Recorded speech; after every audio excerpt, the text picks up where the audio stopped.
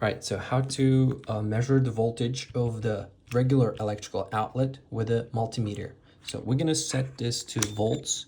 In many cases, if you have a simpler voltmeter, it will say VAC or VDC. So you want to select VAC, but in this case, you want to, it has a button right there to select the range. We can just select and it will switch to AC.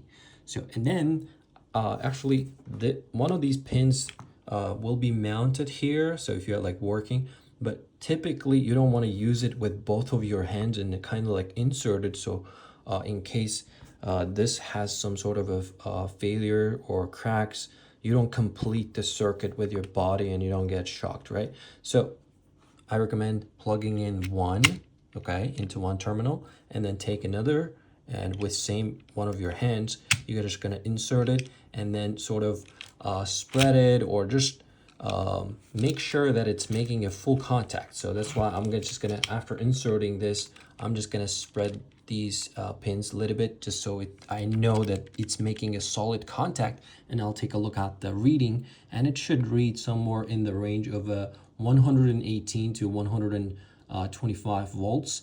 So anything in that range, it means this outlet is working correctly. But if you have anything less than that, let's say 90 volts, 80 volts, 50 volts, which may indicate that this circuit may be controlling multiple outlets, have loose wires somewhere in the chain. So maybe inside of this outlet, you're going to take a look at the wiring, could be loose, or other outlet that is feeding this might have a loose wiring.